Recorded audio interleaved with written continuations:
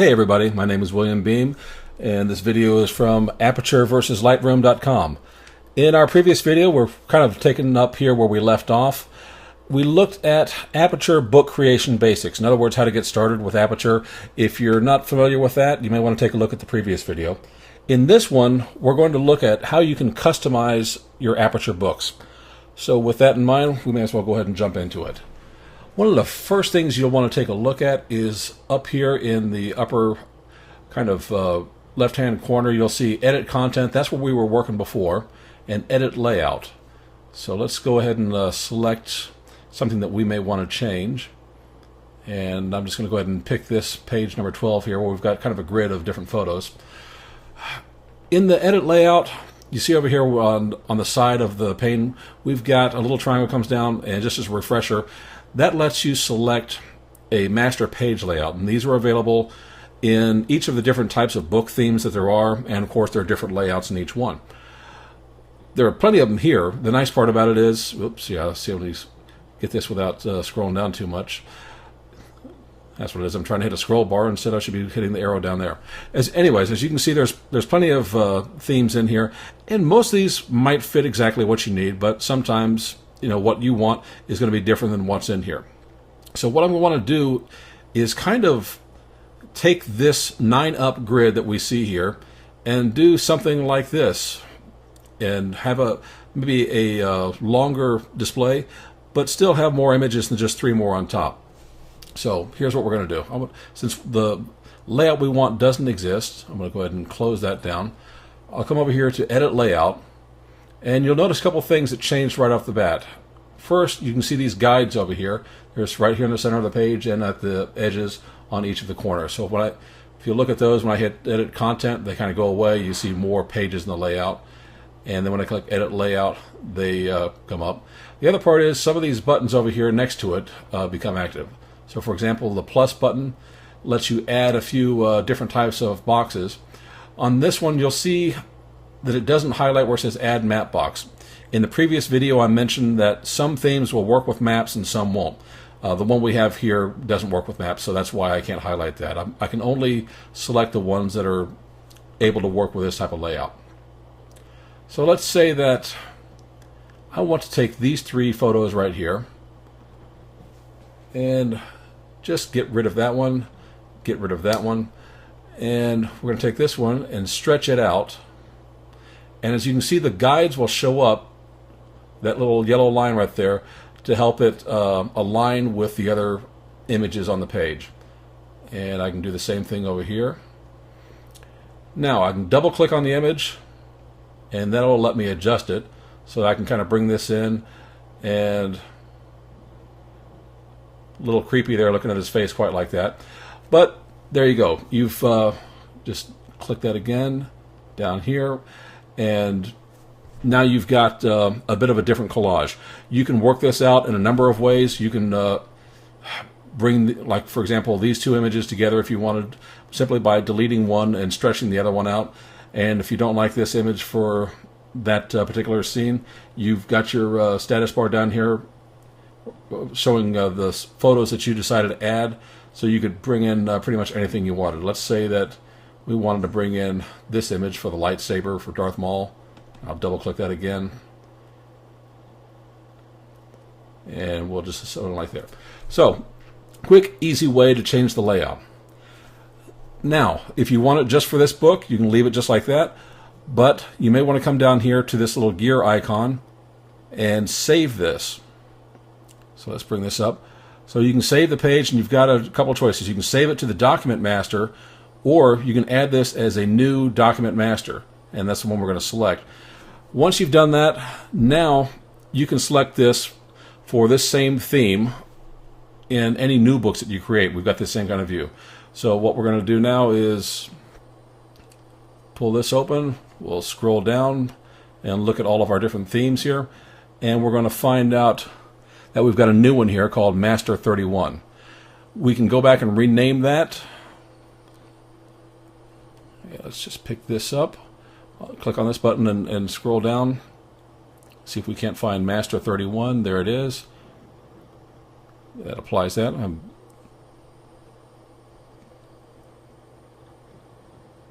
Show master pages. Might help if I actually picked the right one, wouldn't it? So we come over here.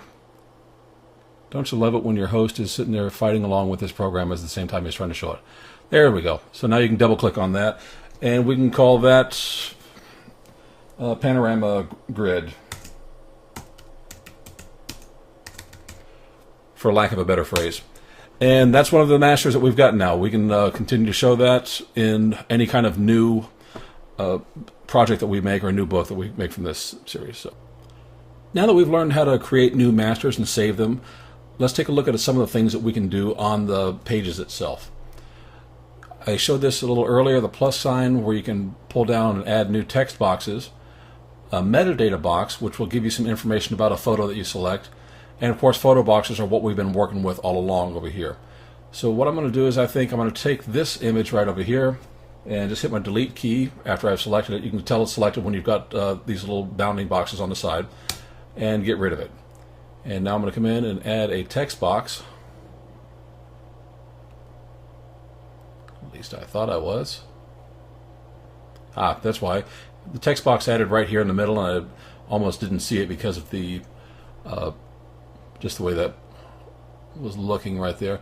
So right off the bat, you can see these little yellow guides that show up, and they're going to help you align things based on where they are in the whole layout. So this top one is making sure that I'm aligning with the other two photos over here or on the other side. I can move this from side to side. You'll see the guide depending on where you want to line it up with this. If you want to line it up with the edge of these photos on the right side, or even over here with the page divider. So I want to line it up kind of in the same place where the photo box was that we took away. And we'll just do that, and I think we're good. You can see right off the bat where it says insert text, that's your placeholder text. Not a whole lot of placeholder text available. One of the things that unfortunately Aperture does not do is give you a way to add more placeholder text. There are a couple of options that you've got. One, I'll go over to my browser in Safari, and there's a website called lorem2.com, and it's nothing but placeholder text. You can select, as much or as little as you want. You can change from short paragraphs to long paragraphs to list items. You got a number of options here. So I'm just going to take a couple of paragraphs, and I'm going to hit copy. I'll go back to Aperture, select my text box. I'm going to hit Command A to select all of this, and then Command V to paste that in there. And you can see that it's taking the same properties of the text that was already in there. You have access to the same type and font information that you do on Mac OS, so I'm going to go ahead and do that. You can hit Command T, or I just right-clicked on it and you can say Show Fonts. If you want to do some quick actions, bold, underline, and so forth, but let's bring up the whole box. And I'll move this out of the way so we can see our selected text over here. It's Helvetica Neue Light 10. So, and also down here you can see that it's all centered. So first thing, let's go ahead and align it to the right. I'm going to make this a little bit larger, let's say 14. And I don't need to, let's try a regular instead. And that's it. So we lost our paragraphs over here from that was, but we can just go ahead and select a spot, hit enter, and you've got your paragraph again. Okay, so we know how to add photos boxes, we know how to add text boxes. The next thing we're going to look at over here is add a metadata box. To do that, select an image. I'm going to choose this one over here with the Mickey Mouse hat, or the Sorcerer's hat, over at Disney Hollywood Studios, and select this and say add metadata box.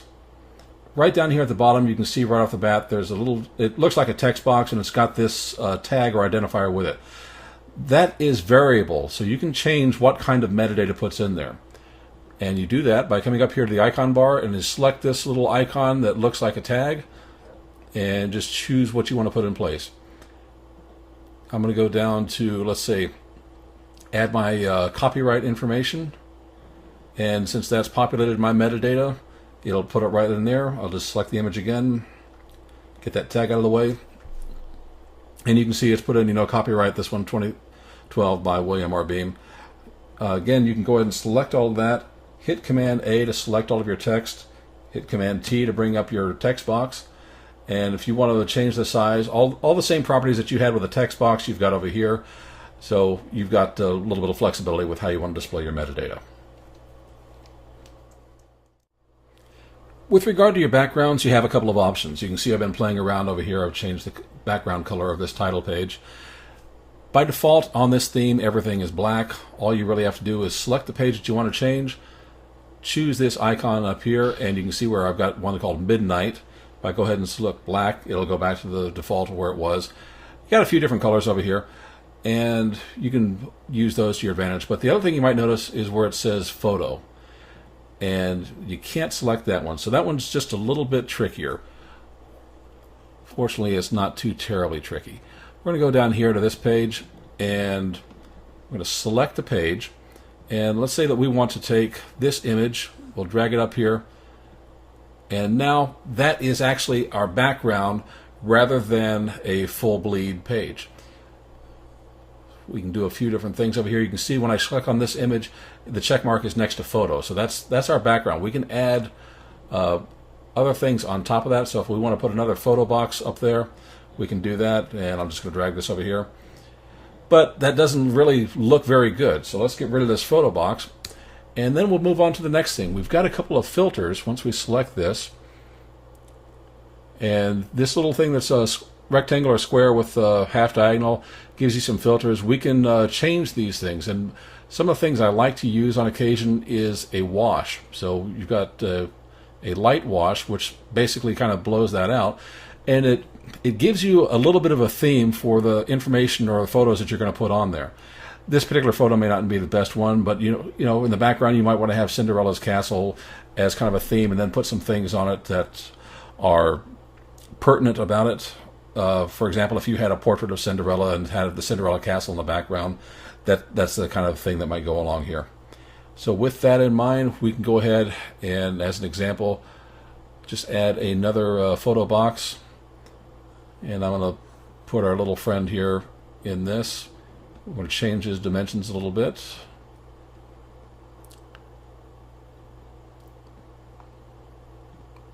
Line him up like that.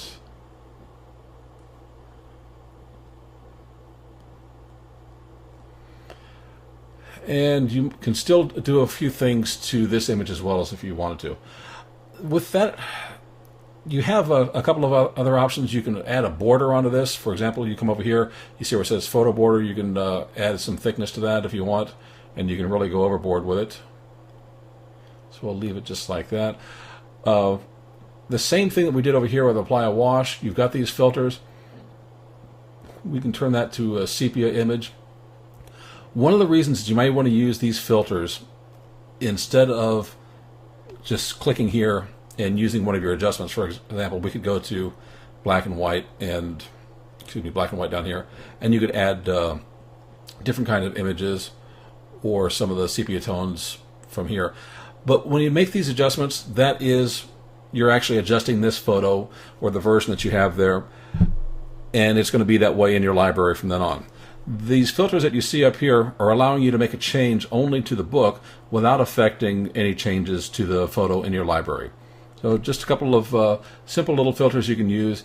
You can actually come up with a couple of creative effects with this, depending on which kind of image you put in place. And that's not probably the prettiest page I've ever made, but it gives you an idea of the capability. So you can change your backgrounds using either a few of the colors that are on there, or you can put an image on your background and then modify it using some of the filters that are available here. When I created some of the pages in this photo book in the previous video, I used autoflow. Basically, I let the computer choose the photos and put them in there. And unfortunately, you can see some of the images are like this one, where it just cut off the subject's head and stretched the photo out to fit in a shape that it really doesn't belong. For example, you see the image right here on the page, but if you look down here in the lower right corner at the thumbnail, this is obviously a portrait-length photo, not a page-width photo. So there are a couple of tools in here that we can use to fix that up. I'm going to right-click on the image that I've selected, and you've got a choice between photo box aspect ratio. You can turn a photo into either a landscape 4:3 or 3:2, portrait, again 2x3 or 3x4. You can make it square, or you can use the photo's default aspect ratio. There are also a couple of alignment boxes. By default, it just scaled to fill the page. Some of the things I like, I don't really care for the center so much because, look, I mean, you've got all this wasted space on either side. But it makes it easy for you to go ahead and say, let's put this left align. I've got this over here. Now I've got this space where I can go ahead and add another photo. I can add a text box. It just helps you fix some of the things that AutoFlow didn't really think about properly. The last thing I want to talk about in this video is reordering your pages. You've got these layouts you've gone through, and you may come back to them later on and say, you know what, they just don't belong in a certain order that I see them. So it's very simple. You can just drag and drop these images. So let's take this full page here of the Indian head, and I will move him around, and as I do so, you'll see a green bar at the end of a photo, and if I move it towards the center, you'll see the green bar move there. So if I go ahead and release him while he's over here, he just comes in right after the photo where the green bar was. If I take the same thing and put him up in here, he goes right over there after the photo where the green bar was. Single pages like that is pretty simple. If you have a double wide photo like this, it's a little bit different. It works perfectly fine at the end of 2 pages. So if I bring him over here, he simply pushes those 2 pages up. However, if I take that double wide and I put him in here, it's just not going to fit. So you're going to end up with a blank page over here. And I can hit Control, or excuse me, I can come down here and select that page, and I can hit the minus sign to delete it. I say, do you want to delete it? Say yes, but it's not going anywhere. So I'm going to hit Command Z to undo that change. And just something to keep in mind, if you've got double wide photos, always drag them off to the end of 2 pages, because that's just simple the way they fit. Otherwise, having that empty page in there is, you're either going to have to fill it up with something, or you're going to end up undoing and moving it back over anyways. That's the end of this video. There's going to be one more on a different kind of book layout using maps and geotag information inside of your books, and I look forward to that. The last thing I want to talk about in this video is reordering your pages. You've got these layouts you've gone through, and you may come back to them later on and say, you know what, they just don't belong in a certain order that I see them. So it's very simple. You can just drag and drop these images. So let's take this full page here of the Indian head, and I will move him around, and as I do so, you'll see a green bar at the end of a photo, and if I move it towards the center, you'll see the green bar move there. So if I go ahead and release him while he's over here, he just comes in right after the photo where the green bar was. If I take the same thing and put him up in here, he goes right over there after the photo where the green bar was. Single pages like that is pretty simple. If you have a double wide photo like this, it's a little bit different. It works perfectly fine at the end of 2 pages. So if I bring him over here, he simply pushes those 2 pages up. However, if I take that double wide and I put him in here, it's just not going to fit. So you're going to end up with a blank page over here. And I can hit Control, or excuse me, I can come down here and select that page, and I can hit the minus sign to delete it. I say, do you want to delete it? Say yes, but it's not going anywhere. So I'm going to hit Command Z to undo that change. And just something to keep in mind, if you've got double wide photos, always drag them off to the end of 2 pages, because that's just simple the way they fit. Otherwise, having that empty page in there is, you're either going to have to fill it up with something, or you're going to end up undoing and moving it back over anyways.